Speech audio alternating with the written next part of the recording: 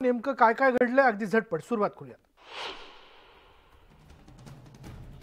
आफ्रिकेतील युगांडा देशात एका कर्जदाराने भारतीय बँकरची हत्या केली आहे। एका भारतीय व्यक्तीची कर्जासंदर्भातल्या वादातून ऑफ ड्युटी पोलीस हवालदाराने गोळ्या झाडून हत्या केली आणि ही घटना बुधवारी युगांडाची राजधानी कंपाला इथे घडलेली आहे। गोळीबारीची घटना सीसीटीव्ही कॅमेऱ्यात कैद झालेली आहे। माध्यमांच्या माहितीनुसार हत्या झालेल्या व्यक्तीचं नाव उत्तम भंडारी असं आहे। मारेकरी पोलीस हवालदार हा 30 वर्षांचा असून त्याचं नाव इवान वाबवायर असं आहे। इवानने या हत्येसाठी आधी AK-47 रायफलची चोरी केली। त्याच रायफलने त्याने उत्तम भंडारीवर गोळ्या झाडल्यात। इवानवर 21 लाख शिलिंग म्हणजे 46,000 रुपयांचं कर्ज होतं। सीसीटीव्ही फुटेजनुसार इवान वाबवायरने भंडारी यांच्यावर अनेक राऊंड गोळ्या झाडल्या आणि या गोळीबारानंतर बँकेत एकच गोंधळ उडाला।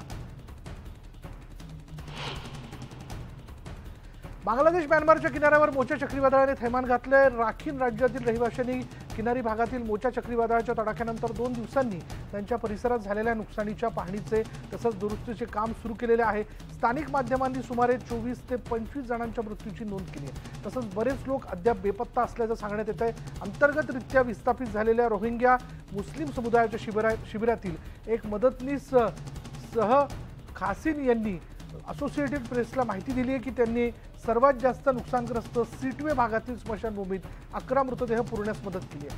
मोचाने सिटवेजवळ साधारणतः 200 किलोमीटर प्रति तास वेगाने वाहणाऱ्या वाऱ्याने तसंच मुसळधार पावसामुळे किनारपट्टीवर थैमान घातलं होतं।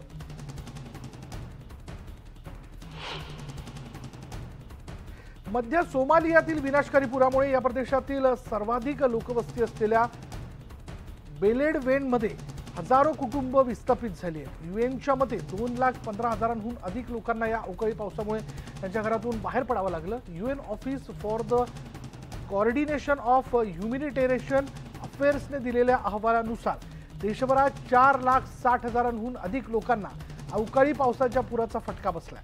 सोमालिया राष्ट्रीय आपत्ती व्यवस्थापन संस्थेच्या प्रवक्त्याने सांगितलंय की 3 मुलांसह किमान 5 जणांचा मृत्यू झाला। तसंच बेलेडवेनमध्ये पाण्याची पातळी वाढल्यानं सरकारी कार्यालय आणि शहरातील मुख्य रुग्णालयासह अनेक महत्त्वाच्या सुविधा बंद ठेवण्यात आल्या।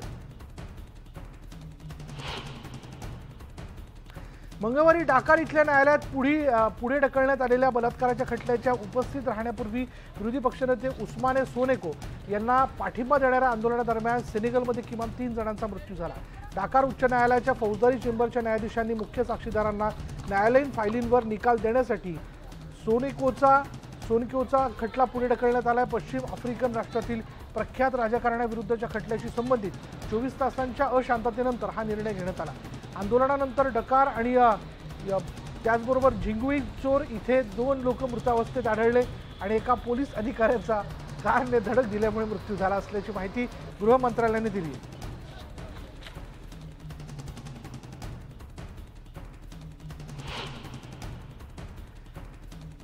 क्युबाच्या LGBTQ समुदायाने हवानामध्ये होमोफोबिया विरुद्ध आंतरराष्ट्रीय दिवस आधीच साजरा केला। कार्यकर्त्यांनी दावा केला की त्यांना आता फौजदारी कायदा संहितेद्वारे संरक्षित केले गेले, जे लॅटिन अमेरिकेत अलीकडच्या वर्षात प्रगतिशील सामाजिक धोरणात क्युबाला आघाडीवर ठेवतं। LGBTQ समुदायामध्ये काँग्रेसवुमन मारिएला क्रॅस्टो या नॅशनल सेंटर फॉर सेक्स एज्युकेशनच्या संचालिका आहेत आणि त्या माजी राष्ट्राध्यक्ष राहुल कॅस्ट्रो यांची कन्या आणि दिवंगत माजी राष्ट्राध्यक्ष फिडेल कॅस्ट्रो यांची भाची आहे। त्या हुशार आणि निष्णात वकील म्हणून ओळखले जातात। होमोफोबिया विरुद्ध आंतरराष्ट्रीय दिवस दरवर्षी 17 मे रोजी साजरा केला जातो।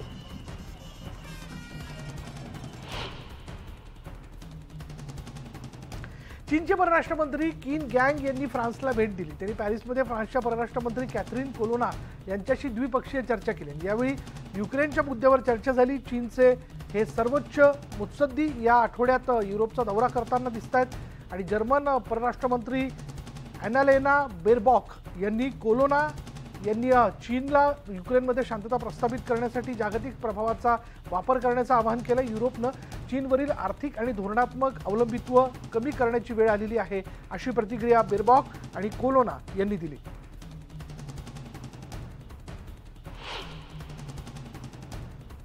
राष्ट्राध्यक्ष जो बायडन यांनी हॉवर्ड युनिव्हर्सिटीमध्ये पदवीधरांना सांगितलं की अमेरिकन इतिहास नेहमीच परिकथा नसतो आणि वंशवादाने आपल्याला फार पूर्वीपासून पोखरला असं म्हणत त्यांनी डोनाल्ड ट्रम्प आणि फ्लोरिडा गव्हर्नर रॉन्स रिपब्लिकन प्रतिस्पर्ध्यांवर टीका केली। बिडेन यांना मानद डॉक्टर्स ऑफ लेटर्स पदवी प्रदान करण्यात आली आणि त्यानंतर ते बोलत होते।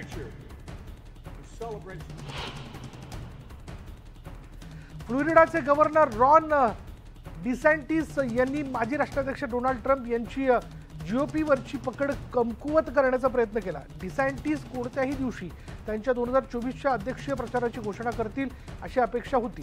त्यांनी सिओक्स केंद्रातील पिकनिक फंड रेझरमध्ये मतदारांशी संपर्क साधण्याचा प्रयत्न केला। पुराणमतवादी सांस्कृतिक लढाया स्वीकारण्यावर त्यांनी भर दिला आणि त्याचा प्रचार करण्यासाठीच्या औपचारिक भाषणावर त्यांनी लक्ष केंद्रित केलं। त्यांनी ट्रम्प यांच्यावर अप्रत्यक्ष टीका केली। आयावो यांच्यावर प्रभाव टाकण्यासाठी डिसँटिस ट्रम्प यांच्याशी लढतात।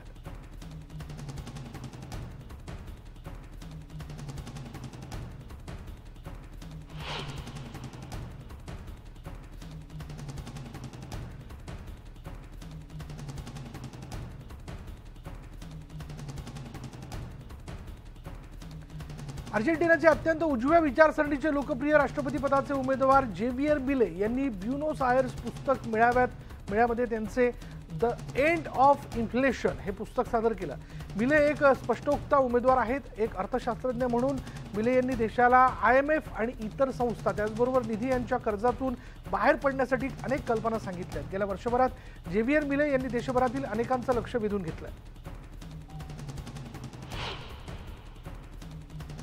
बोलिव्हियात मे महिन्यात गुलाबी थंडी असते आणि याच थंडीमध्ये डॉक्टर कार्लोस आर्तुनो हे बोलिव्हियाची राजधानी ला पाजच्या बाहेरील एका रुग्णाला तपासण्यासाठी एका छोट्या इलेक्ट्रिक कारचा वापर करताना दिसतात। छोट्या कार्डच्या आकाराच्या कारमध्ये बसून आर्तुनोंची ही भेट हा सरकारी प्रायोजित कार्यक्रमाचा एक भाग आहे। मेडिको एन तू कासा कार्यक्रम ला पाझा नगरपालिकेने लॉन्च केलाय। देशातील एकमेव इलेक्ट्रिक कार उत्पादक क्वांटम मोटर्सने उत्पादित केलेल्या 6 EV कार यासाठी वापरण्यात आलेल्या आहेत आणि ह्या EV बोलिव्हियामधील ऑटो उद्योगात बदल घडवून आणतील असा शासनाला विश्वास आहे। ही कार घरगुती आउटलेटमधून रिचार्ज केली जाऊ शकते आणि रिचार्ज नंतर 80 किलोमीटरचा प्रवास करू शकते।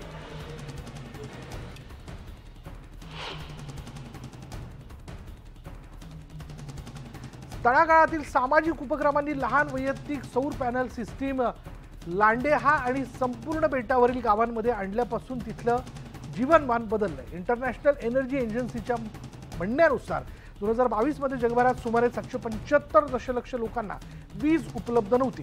जागतिक बँकेच्या आकडेवारीनुसार इंडोनेशियाने अलीकडच्या काळात लाखो लोकांपर्यंत वीज पोहोचवली आहे। 2005 ते 2020 दरम्यान 85% ते जवळपास 97% कव्हरेज आहे, परंतु इंडोनेशियामध्ये अजूनही अर्धा दशलक्षाहून अधिक लोकांपर्यंत ग्रीड पोहोचत नसल्यानं त्याबद्दल मोठी चर्चा आहे।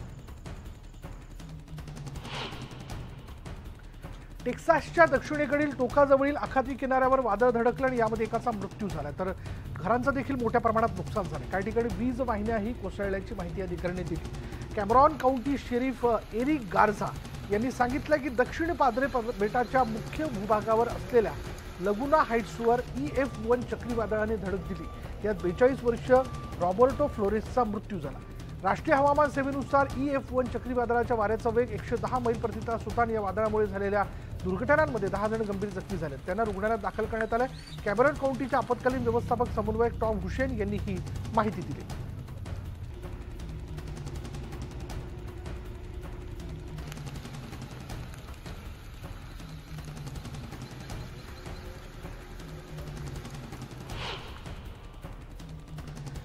मेक्सिकोच्या आखातापासून दूर असलेल्या दक्षिण पाद्रे बेटाच्या पलीकडील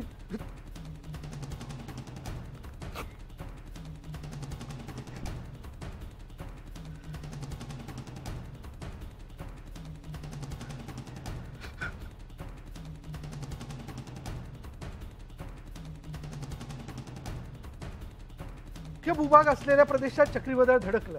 लगुना हाइट्स भागात नागरिक घरात झोपले होते। पहाटे 4 वाजण्याच्या दरम्यान हा चक्रीवादळाचा तडाखा बसला। टेक्सासमधील सर्वात जास्त गरिबीचा दर काउंटीमध्ये आहे आणि त्यात निकृष्ट दर्जाची घरं देखील आहेत। यातील बऱ्याच घरांचं नुकसान झाले। सुमारे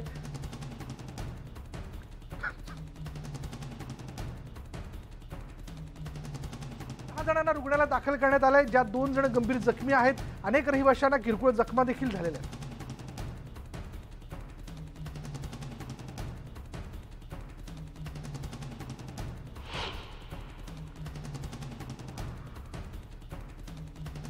कॅलिफोर्नियाच्या योसेमाइट नॅशनल पार्कमधील 3 कॅम्प ग्राउंड सोमवारपासून तात्पुरते बंद करण्यात आले. तापमान वाढीमुळे सिएरा नेवाडाचा बर्फ वितळण्याने पुराची शक्यता व्यक्त करण्यात आली. लोअर आणि नॉर्थ पाईन्स कॅम्प ग्राउंड आणि हाऊसकीपिंग कॅम्पचे जलमार्ग ओसंडून पाणी बाहेर येण्याची शक्यता पार्कच्या अधिकाऱ्यांनी व्यक्त केली आहे. राष्ट्रीय हवामान सेवेकडून शुक्रवारपर्यंत या भागासाठी इशारा देण्यात आला. उष्ण हवामान आणि बर्फाच्या मिश्रणामुळे मर्सिड नदी काही काळ पूरस्थितीवर राहू शकते, असं या उद्यानाच्या वतीने सांगण्यात आलं.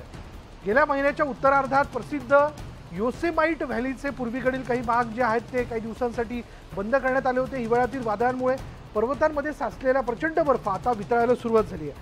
वादळाच्या प्रभावामुळे दक्षिणेकडील सिएरा खाली सॅन जोक्विन व्हॅलीच्या काही भागात पूर आला.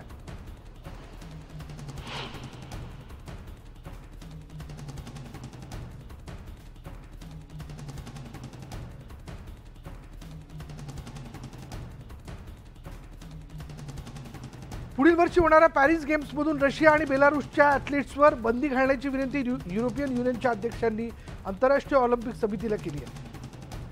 आयओसीनं आपल्या स्थितीवर पुनर्विचार करण्याची मागणी स्वीडनचे सामाजिक व्यवहार आणि सार्वजनिक आरोग्य मंत्री जेकोब फोर्समेड यांनी केली आहे. जूनपर्यंत स्वीडनकडे युरोपियन युनियनचं अध्यक्षपद आहे.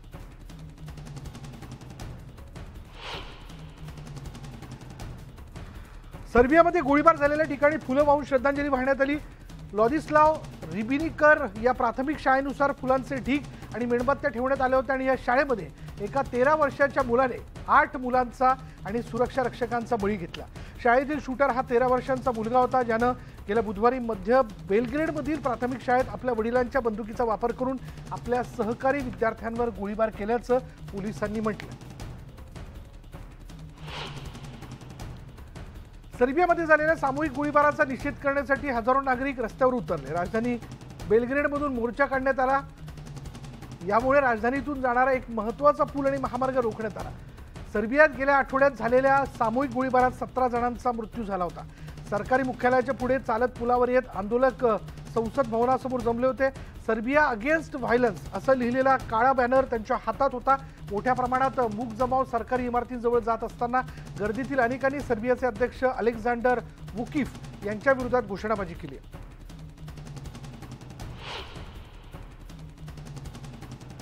पॅलेस्टिनी आरोग्य मंत्रालयाच्या म्हणण्यानुसार सोमवारी वेस्ट बँकेमध्ये इस्रायली सैन्याने गोळ्या घालून ठार मारलेल्या 22 वर्षीय व्यक्तींसाठी हजारो शोककर्ते अंत्यसंस्कारासाठी उपस्थित होते. आरोग्य मंत्रालयाने सांगितलं की 22 वर्षीय सालेह साबराच्या छातीत गोळी लागल्यानं वेस्ट बँक शहरातील फ्लॅश पॉईंटमध्ये इस्रायली ऑपरेशन सुरू असून या ठिकाणी वारंवार मृत्यू होत आहेत आणि त्यामुळे हिंसाचाराच्या घटनेने आणि सततच्या मृत्यूने हा प्रदेश हादरून गेला. इस्रायली सैन्याने सांगितलंय की पॅलेस्टिनी हल्लेखोरांचं घर उद्ध्वस्त करण्याच्या तयारीत असलेल्या सैन्याने त्यांच्यावर गोळीबार केला. रविवारच्या सार्वत्रिक निवडणुकीत सर्वाधिक जागा जिंकणाऱ्या थायलंडच्या मूव्ह फॉरवर्ड पार्टीच्या नेत्यांची बँकॉकच्या रस्त्यांवर वाहनातून विजयी परेड काढण्यात आली. हजारो समर्थक यात सहभागी झाले होते, तर काहींनी त्यांचं स्वागत केलं. यावेळी घोषणाबाजी देखील करण्यात आली. विजय पिटा यांचं अभिनंदन करण्यासाठी गर्दी जमा झाली होती आणि यावेळी बोलताना त्यांनी हा विजय म्हणजे थायलंडमधील नवीन पहाट असून लवकरच आम्ही अपेक्षित बदल घडवून आणू अशी भावना व्यक्त केली. बखमुतमधील आघाडीवर असलेल्या युक्रेनियन सैन्याने देशातून रशियन सैन्याला हाकलण्यासाठी लढाई सुरू ठेवली आहे. रशियन सैन्याला मागे ढकलण्यासाठी युक्रेनियन सैन्याने पूर्ण जोर लावला आणि या संघर्षात दोन्हीकडील सैनिक मारले गेले. रशियाने ताब्यात घेतलेला प्रदेश ताब्यात घेण्यासाठी युक्रेनचा मोठा संघर्ष सुरू आहे.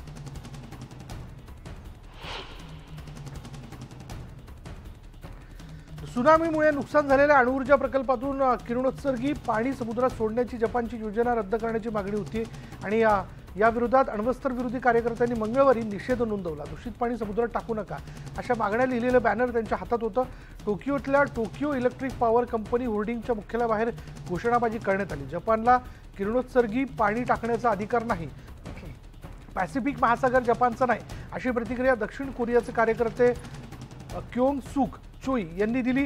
2011 मध्ये मोठा भूकंप आणि सुनामीमुळे फुकुशिमा डायची प्लांटच्या कूलिंग सिस्टीमचं नुकसान झालं आणि 3 अणुभट्ट्यांना नुकसान झालं।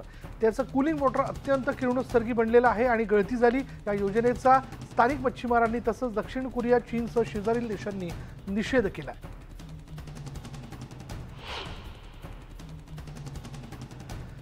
रशियन संरक्षण मंत्रालयाने मंगळवारी सांगितले की कीववर पहाटे झालेल्या हवाई हल्ल्यामुळे युक्रेनच्या राजधानीत अमेरिकेने पुरवलेल्या पॅट्रियट क्षेपणास्त्र बॅटरीचा नाश झाला। प्रवक्ता इगोर यांनी त्यांच्या पत्रकार परिषदेत याबद्दलचा दावा केला की किंजल हायपरसॉनिक क्षेपणास्त्राने शस्त्रास्त्र नष्ट करण्यात आली आणि कोनाशेंकोव्हने केलेल्या दाव्यासाठी पुरावे दिलेले नाहीत। रात्रीच्या वेळेस झालेल्या हल्ल्यांमध्ये युक्रेनच्या राजधानीतील हवाई संरक्षणात उद्ध्वस्त करण्याच्या प्रयत्नात 18 रशियन क्षेपणास्त्र हवाई, समुद्र आणि जमिनीवरून सोडण्यात आली।